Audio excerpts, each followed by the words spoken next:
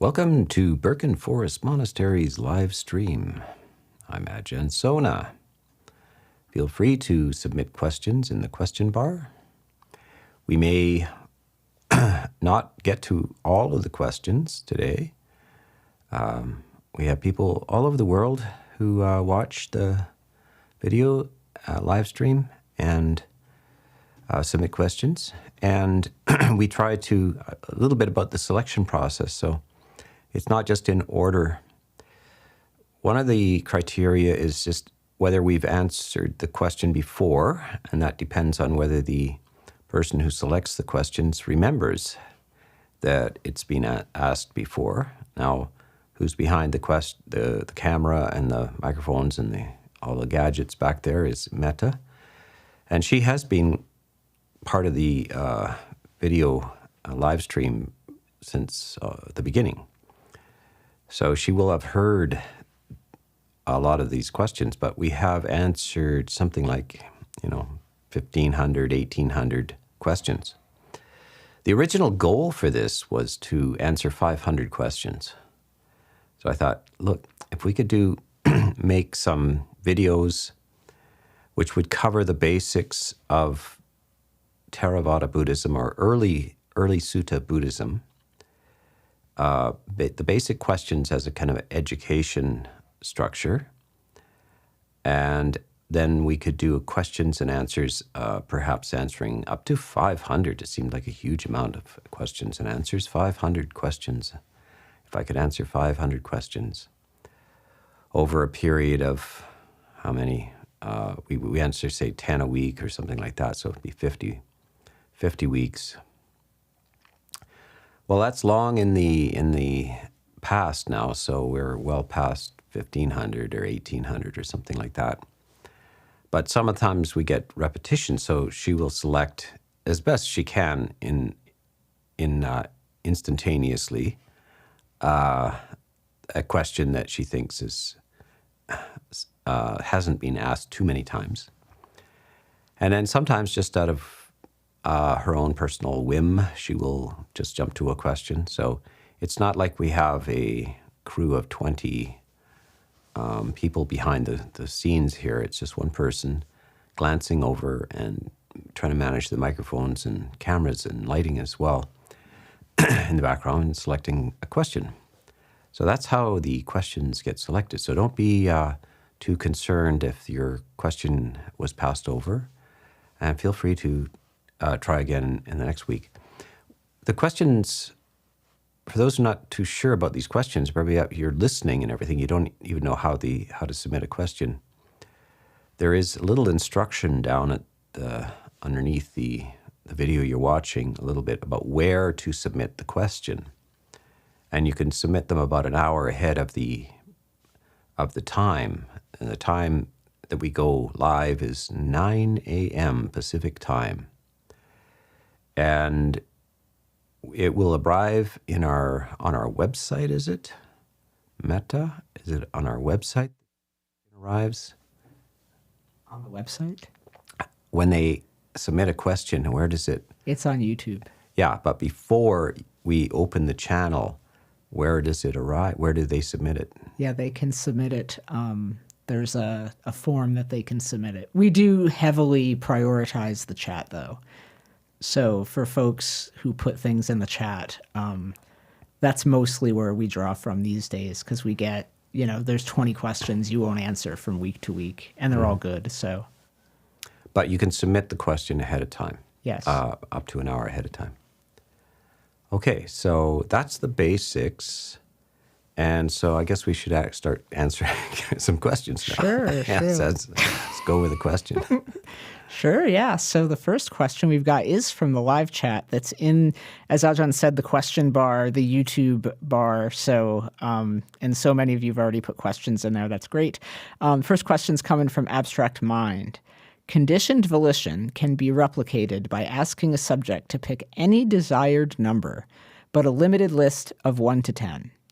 Is the final chosen number then actually arisen spontaneously, even within that limited range, completely independent of any direct prior causes determining that specific outcome, making making it an uncaused event in the causal chain and thus breaking the chain?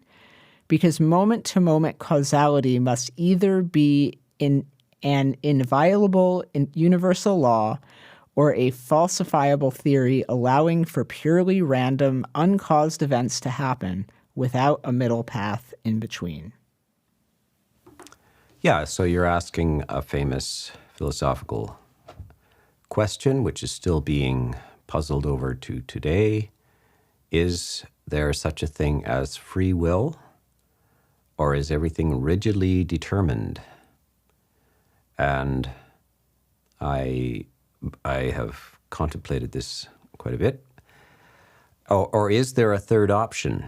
And the third option would be that in terms of mental processes, at least, the processes are conditioned but not determined, meaning that there is a causal, persuasive type of preliminary structure, but it is not rigidly determining the results. There is an element of uncertainty in there. And of course, we do in certain levels of quantum physics and so forth, you see this idea of uncertainty, that things are only probabilistic. However, in terms of the psychological sense, we all feel like we could have decided otherwise. So in terms of, let's just say, it's interesting that we feel like we could have made a different decision. And that's whether you believe deeply in strict deterministic or predeterminism. And lots of people, very bright people who are, especially in the scientific side, who are materialist, reductionist, etc., very advocate strongly that everything is absolutely predetermined. Every thought and decision you have is predetermined. Yet, the moment they get up and walk around after making such a declaration, I'm sure they all feel like they're actually making decisions. So we have this problem. Of course, it's come up all through history. Famous people have attempted to answer this. One, Ralph Waldo Emerson, the great American philosopher of the 19th century, a friend of Thoreau's, said, if I am predetermined, then I'm predetermined to believe in free will. So it's an odd thing that our predetermination could predetermine us to believe that we're not predetermined, because lots of people do not believe they're predetermined. And that's a weird thing, that predetermination would force you to believe that you're not predetermined. Or we could say, well, you're free to believe that you're predetermined. So it becomes quite a conundrum. One of the things that I like to imagine is like, does the universe, of course, from most of the scientific ideas of today, the universe is said to come out of this so-called Big Bang. And some cosmologists would say that the idea of even asking what comes before the Big Bang is a senseless question, that somehow they want it to be dismissed, that the entire universe, this so-called predetermined universe, arrives out of nothing. It starts out of nothing, and if it started out of nothing, it doesn't have predetermined causes. There are no pre-causes for the existence of the entire universe. So for the universe then, which is said to be deterministic, arises out of non-determinism. In other words, it's causeless. The universe itself is causeless and then proceeds to be rigidly causal. So, and how could we dispute this? Again, physicists, astrophysicists, cosmologists, they get back close to the beginning of the universe. By the way, they can't actually get to the first few microseconds of it, but how, if it arose from nothing, how could you demonstrate that? By what means could you either experimentally demonstrate that, or intellectually or philosophically demonstrate that it comes out of nothing? So that's why in like the Abrahamic religions, they insist that God precedes the universe and brings it into existence, because they have the feeling that, well, who creates the universe? They feel like they need somebody a prior cause for the universe. And then, of course, the philosophical objection to that is then, well, who creates God? Does another God create that God? And then another God create that God, etc. So infinite regression is what you get. If you insist that there must be a first cause, then what precedes the first cause? And if you insist that everything is causal, then it goes into infinite regression. And this is, again, in a Buddhist, this is why the Buddha is a great philosopher. He refuses to answer, is the universe infinite or finite in time? Does it have a beginning or not? Is it infinite? He says, set that aside. That is not out of the range of the possibilities of human logic and reason. It cannot be answered within those contexts. And if you try, it's conducive to madness.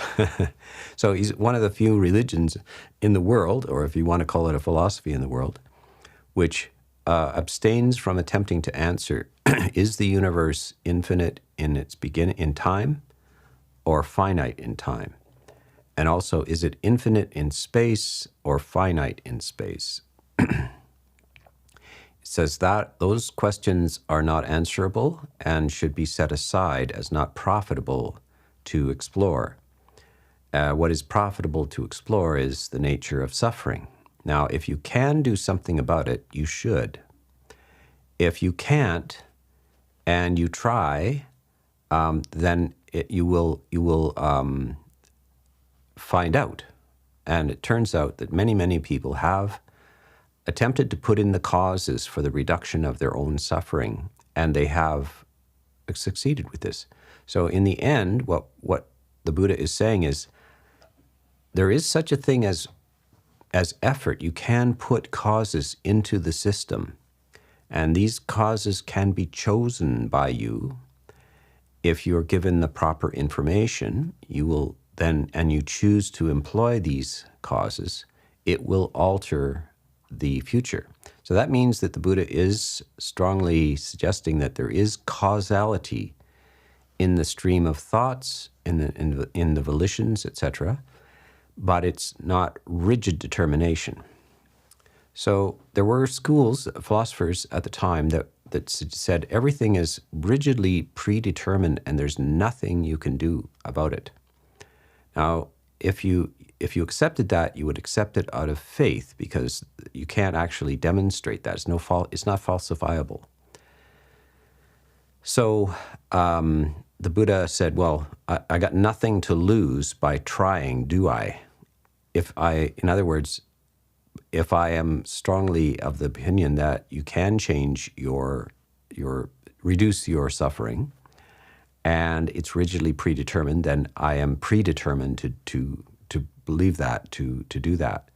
So he's saying that I'm not being locked in by a predeterministic theory. I am strongly advocating that there is causality, but not rigid predetermination. And I am going to say that it's not mere randomness. So when you pick a number between 1 and 10, it's not random. There is some causality, some predisposition to this, but it's not rigid. So this is the nature of this free will and predetermination should be referred as almost identical to the question: is the universe causeless or caused?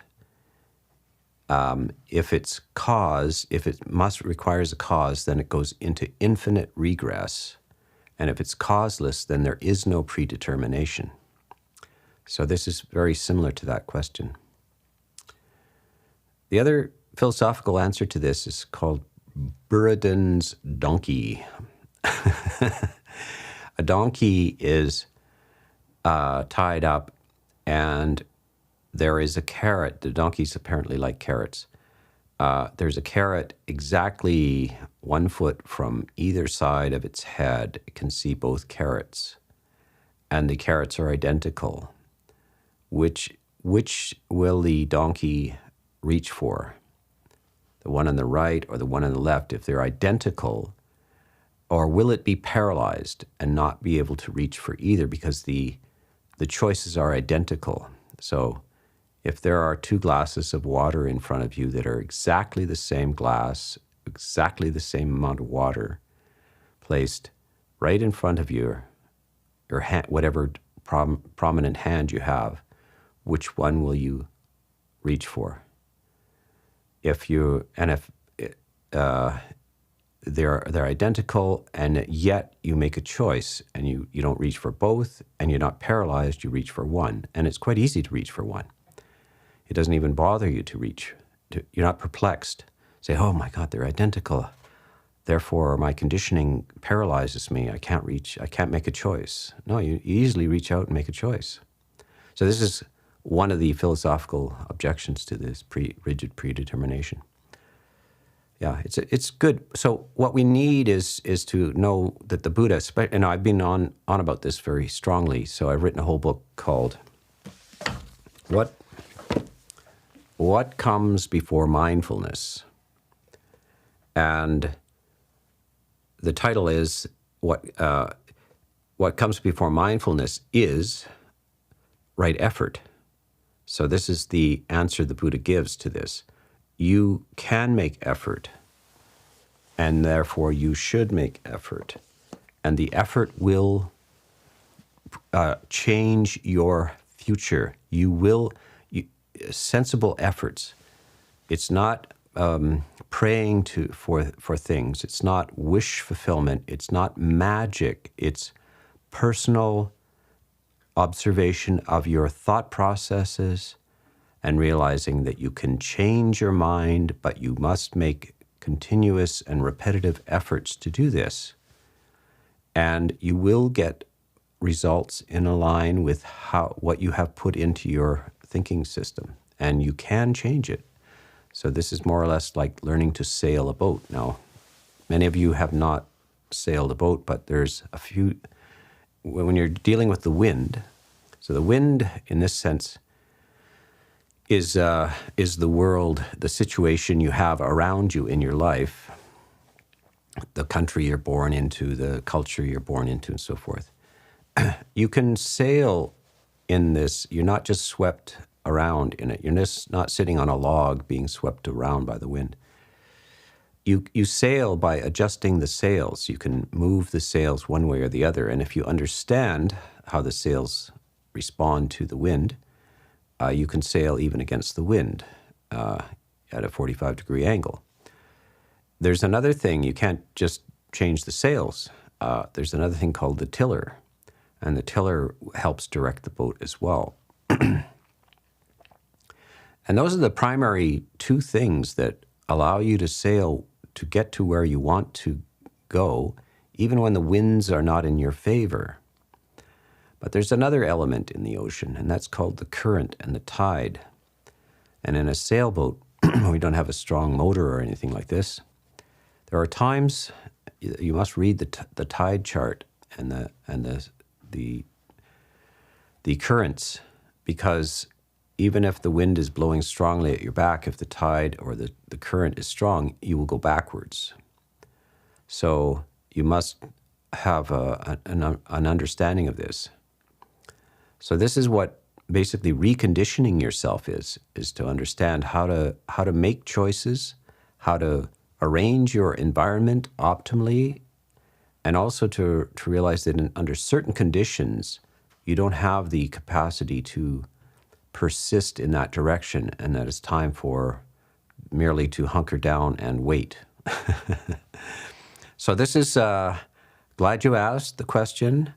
Most of you probably have forgotten the original question, but go back and look at it and listen to this again. So, good question. Okay, let's go on to the next question. Yeah, the next question from the chat is from Alex. Hello, Ajahn. According to the Buddha, quote, the contemplative life, if wrongly grasped, drags you down to hell. Can you give an example of how one can wrongly grasp the contemplative life? Usually it would be, if you take up the monastic life, then you, if you take it up as a, without legitimate ordination, if you're merely pretending to be a monk, that is a very severe result. If during your monastic life you violate some of the major precepts, which automatically cause you to be disrobed, but you persist in and do not acknowledge it, then that also could drag you down. Certain kinds of activities which lay people is not any kind of deeply negative action on the part of a layperson, is a deeply negative action on the part of a monastic, and will have severe negative results. So that is to wrongly grasp it. And many a monk has done that. They think they'll get away with things and so forth, but there's no getting away from your own mind. There's no getting away from the karma of experiences. So if monks cross certain lines, or nuns cross certain lines, then the results are quite severe. Yeah. The next question from the chat is from Mudita.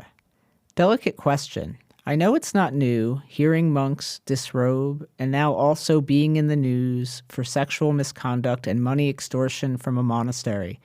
I'm not surprised or shocked, but may I ask for your right view on this? Yeah, this it happens, of course, from time to time, and it has happened right back to the time of the Buddha. So the rules of conduct for monks, and so bhikkhus and bhikkhunis, so monks and what we would call nuns, go back to the time of the Buddha. They were developed during the lifetime of the Buddha, and you can see they kept the record of what kinds of behavior caused the laying down of this rule. So the Buddha did not lay down the rules just out of the blue. He just didn't draw up a constitution and just say, these are the rules. What he did was, as monks behaved or misbehaved in certain ways, then he said, now from now on, this is the rule. If a monk does this, these are the consequences. And the first monk that did it is not subject to the rule, because there was no rule at first. So as people misbehave and apparently do not understand the objective of the holy life, he then clarifies it, lays down a rule, and they retain the cause of the rule being laid down. It's case law, in other words. And so this goes, and it's very extraordinarily how daft people are, how badly misunderstanding they have about what a monk should be doing, or what a nun should be doing. But once all the rules are laid down, you have no excuse. There it's clear.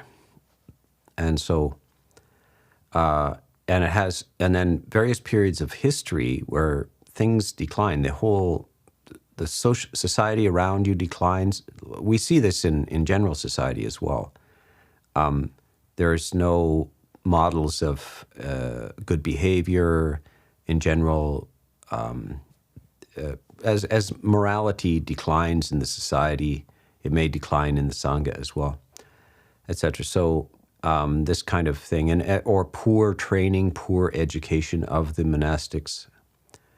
So it waxes and wanes through history. Sometimes it's at a very high level and very well behaved. Also little clusters. So certain groups of monks have high standards of virtue and concentration and, and wisdom.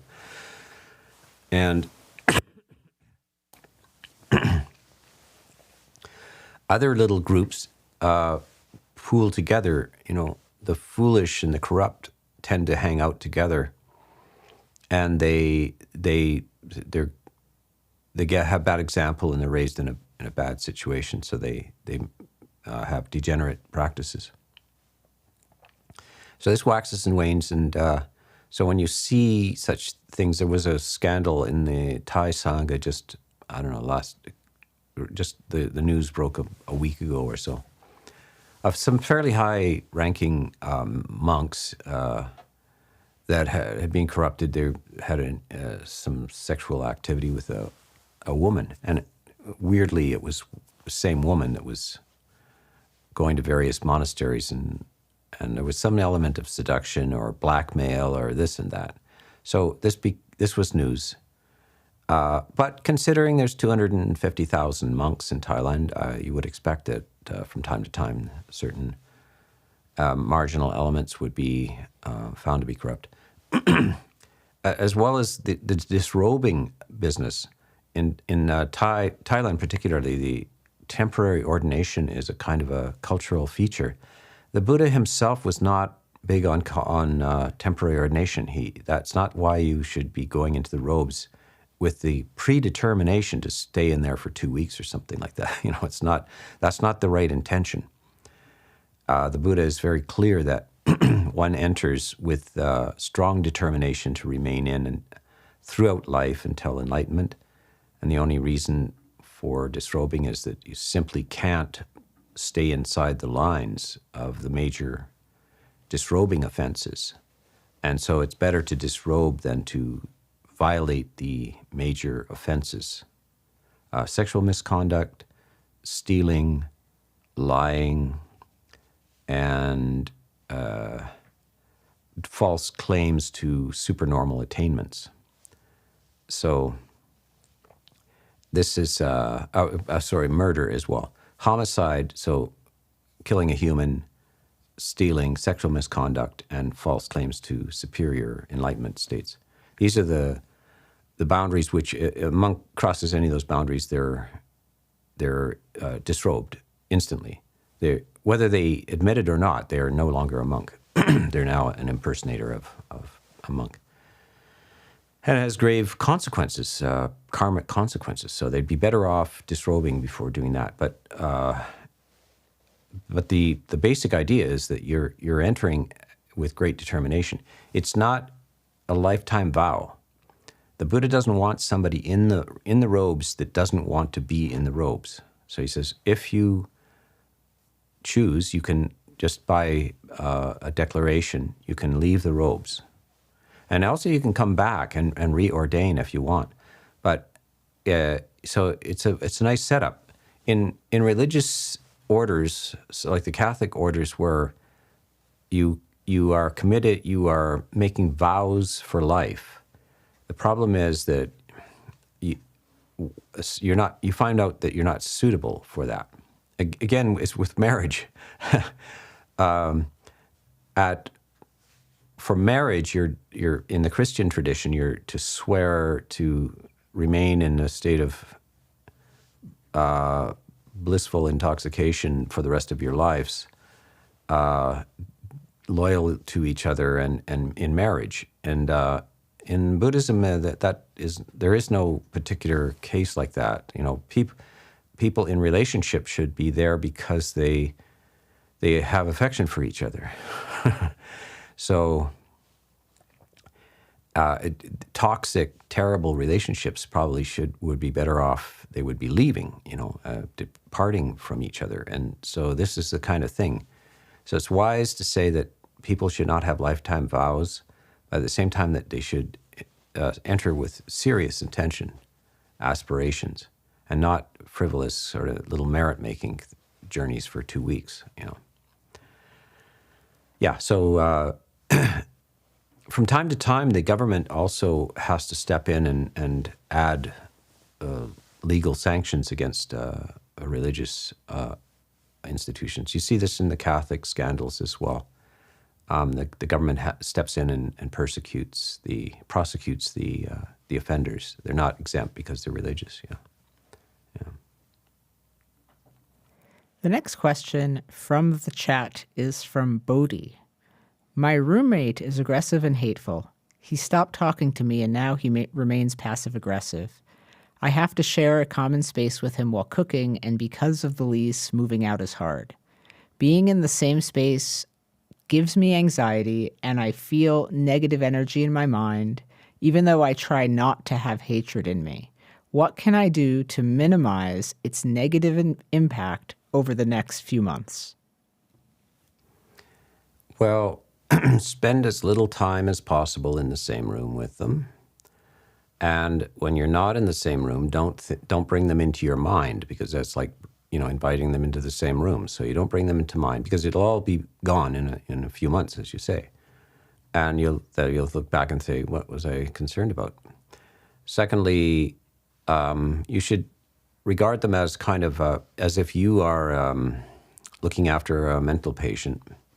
So psychiatric nurses and psychiatrists and et cetera, have to, and social workers and prison workers have to deal with people who are out of their minds and who have very, very problematic mental histories, and they say terrible things and do.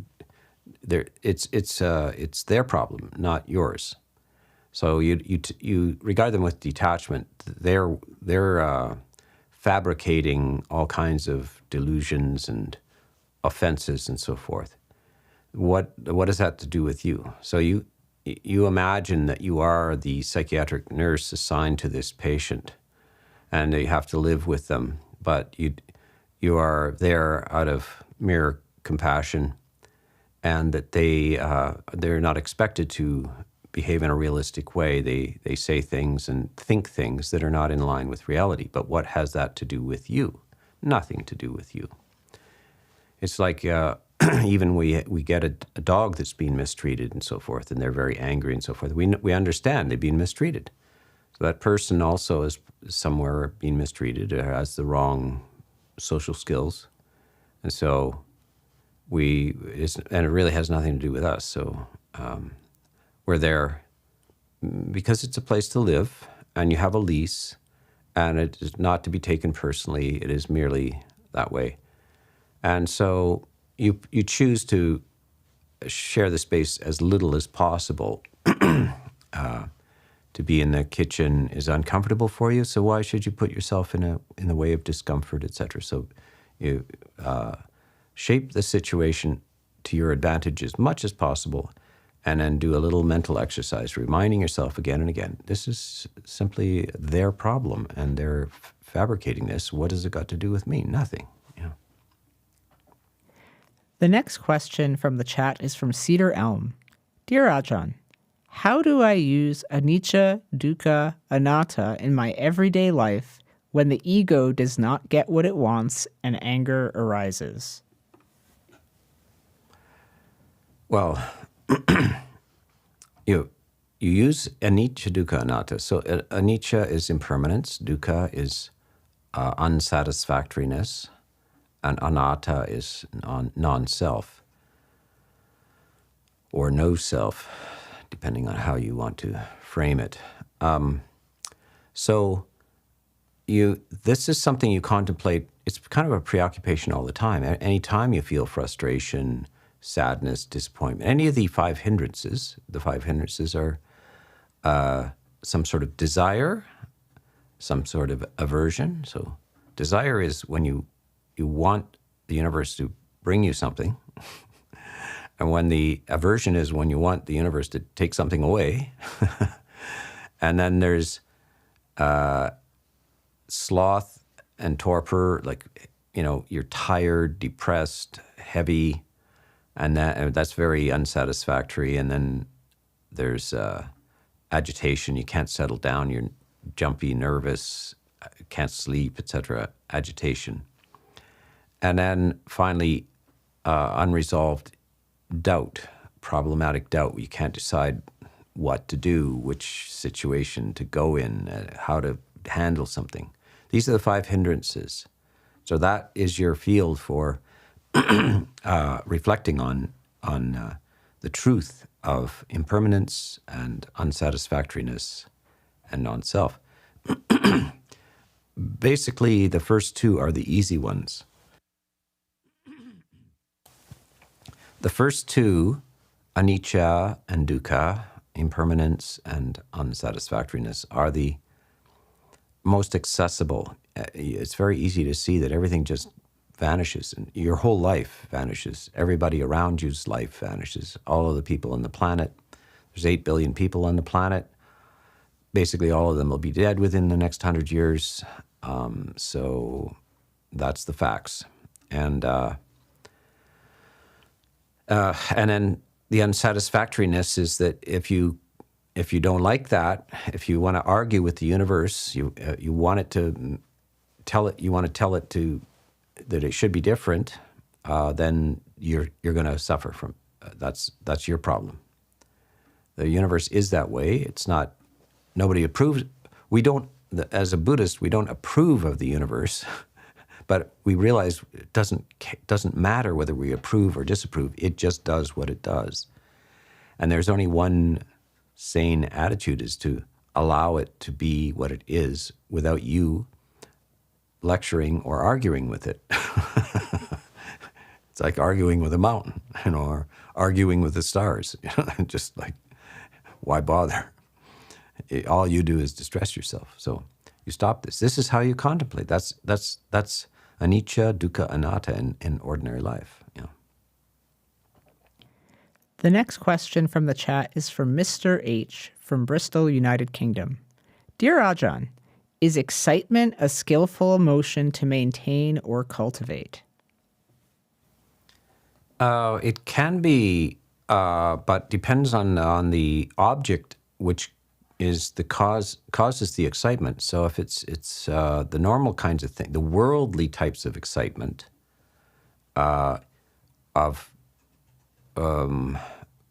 say that you're suddenly famous, or you're wealthy, or you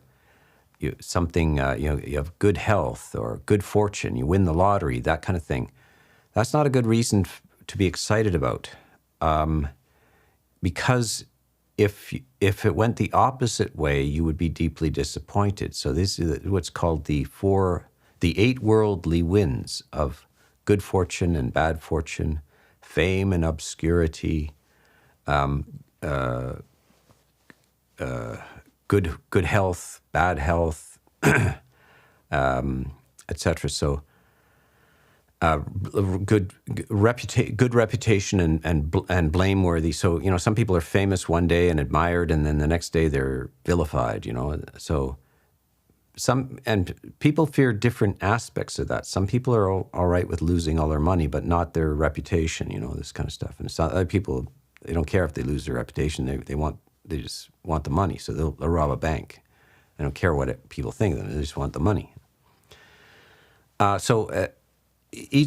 People are motivated by these. But if you're into this, if you're into those, then you're on a teeter-totter, and sometimes you're going to go up and sometimes you're going to go down. So that's the wrong excitement.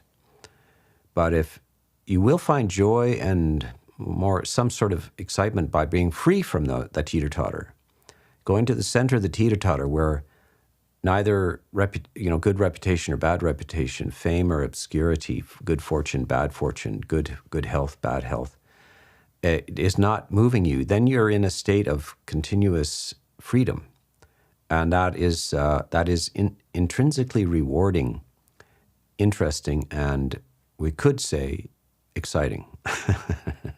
So if it's proper spiritual causes for this so-called excitement, then it's okay. But if it's worldly causes for excitement, then it's just a matter of time until the dukkha side, the unsatisfactory side, will emerge.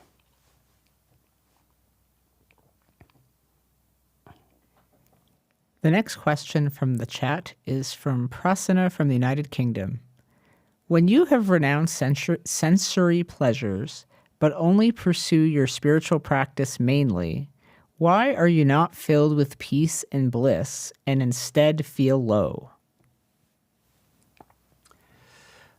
Because the dependency on the worldly experiences of sensory experiences. So sensory experiences are sights, sounds, smells, taste, touches, and intellectual ideas. These are where people find their happiness, but also their sorrows.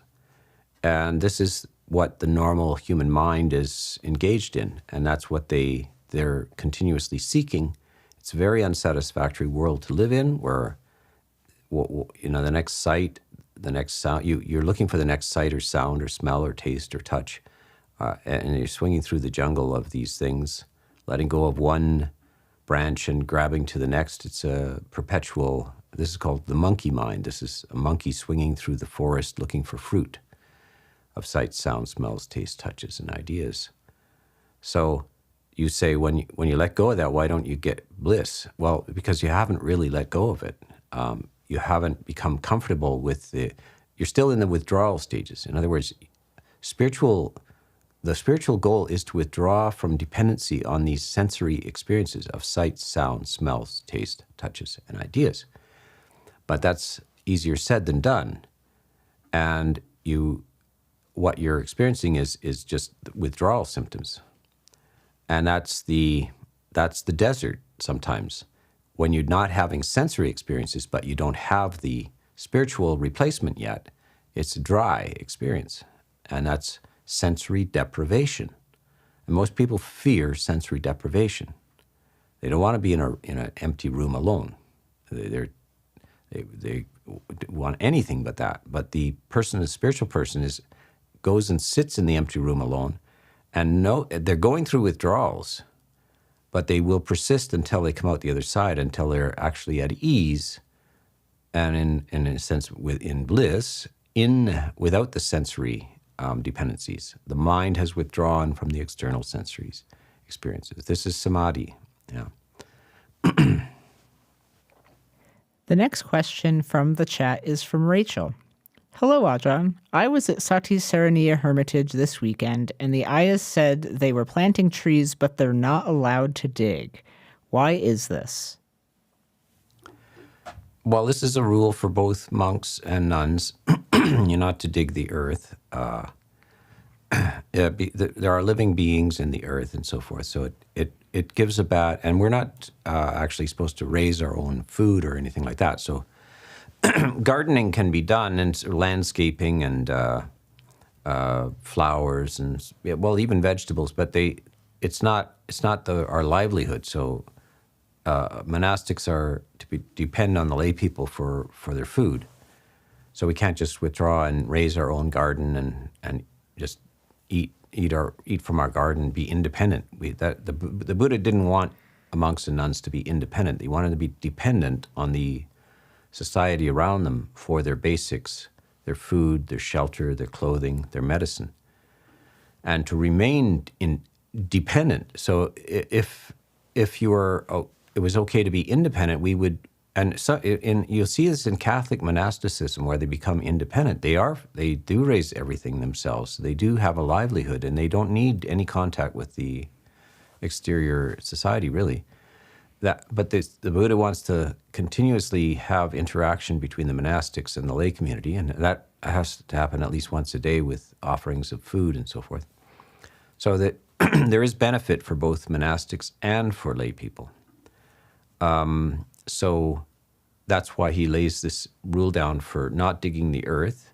One is that you would be criticized by people who say, well, you're injuring, there's all kinds of insects and worms and stuff in the soil that you could be injuring. And secondly, you shouldn't be gardening for yourself. When Buddhism went into China, there was no tradition of alms mendicants, and it was kind of a shame to go, be a sort of begging for your food. So the the monastic communities often became farming communities. So you'll see the Zen tradition of raising rice and so forth, and then one monk was the cook and so forth. This distorts the structure of the Vinaya, so they had to abandon those rules in the Vinaya. So these are what happens. So the Theravada is trying to stay within that framework and follow the actual rules that the Buddha laid down. And one of them is don't dig the earth. There are little kind of exceptions to that, driving a stake into the earth or something like that, or if soil has already been dug, if it's sandy soil with no living creatures in, etc. This is the tedious legal aspects of the Vinaya, which the layperson is usually not studied, and monks and nuns have to spend some years going through the very careful precision and legalities of these rules. Yeah. The next question from the chat is from Jason from Red Deer, Alberta, Canada. When I meditate, I find it easier to focus on the breath when I take some control of it and pause between breaths. With your experience with breath meditation, do you think controlling the breath is a barrier to right concentration? I don't consider myself an experienced meditator. Well, there's no instruction whatsoever of controlling the breath. In the instructions by the Buddha of breath meditation, it's just merely that there is a long breath or short breath. That's natural to us. However, there's no prohibition of controlling the breath either. So you find different monks at different times giving the instruction to, practice some control of the breath in order to get your attention. And then other monks who have no interest in offering control of the breath as an instruction at all. So I would say that basically you're working towards non-control of the breath. The mere observation of the breath is where it's at. And that's quite a task. Most people do not pay attention to the fact that they're breathing through their entire life unless they can't get their breath, and then it's very dramatic. So paying attention to your breathing, it doesn't occur to most people to do, but it's a very, very amazing way to train your mind to stay on that sort of neutral subject. The breath is not interesting, but it's not repulsive either. So to keep your mind, train your mind to stay, is like training a dog, sit, stay. An untrained dog is a nuisance. They run into traffic, they bark all night, they dig up the neighbor's ground, they get in a fight, so forth. And this is the untrained mind. It's not just an untrained dog's mind, it's an untrained human mind as well. They run into the street, they get drunk all night, they get into a fight, they shout, just a nuisance. The untrained human is a nuisance. And the trained human is a delight. They're well-behaved, they're supportive, they have the energy for others as well as themselves. They produce great positive things. So this is the nature of training the mind. The next question from the chat is from Chris from Fairview, Oregon, United States. I have a neighbor that suffers from migraines that are bad enough that he cannot get out of bed every couple of days. What advice would you give him for skillfully handling a migraine in the moment? And also, if there are any practices he could do to prevent future migraines from occurring or to reduce the intensity? Yeah, I don't have any advice about that.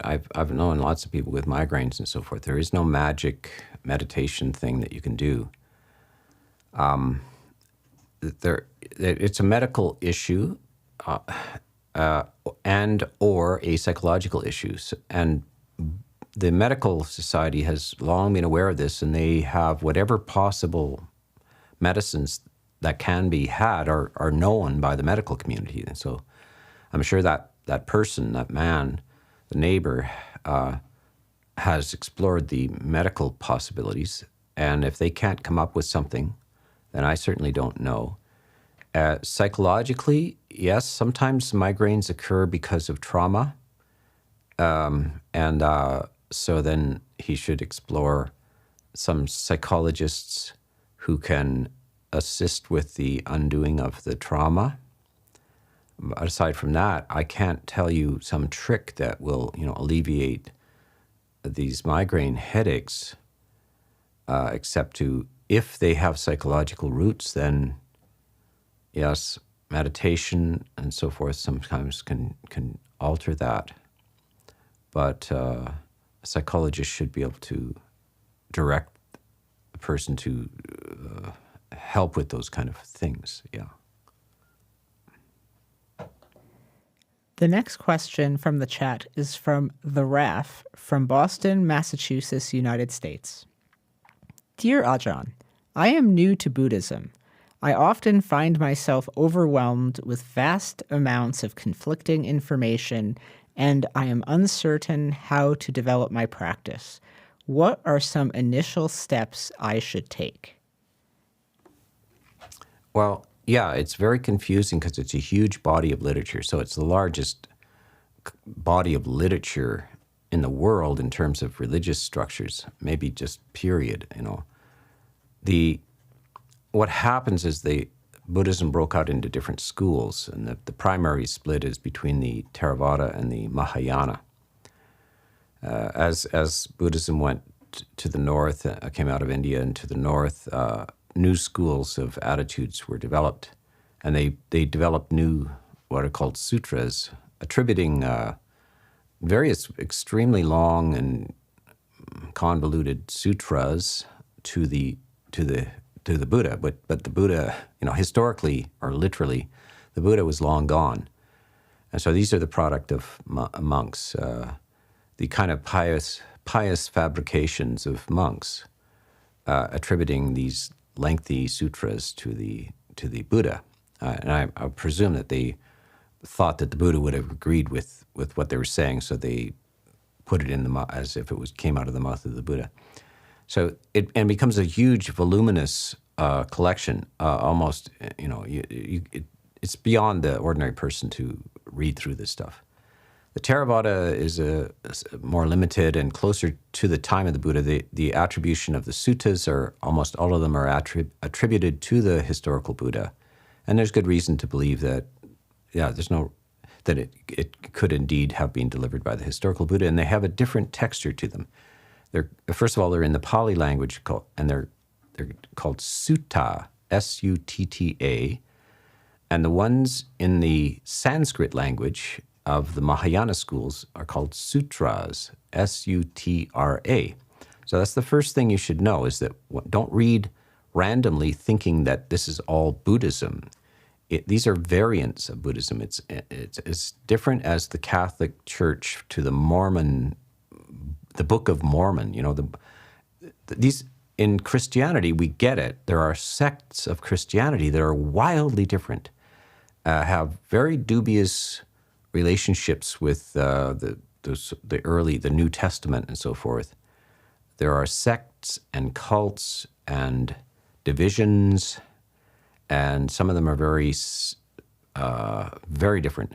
So you must understand the same thing happens in Buddhism. So if you want, the first thing you should know is that the closest we can come to the historical teachings are in the Pali Canon.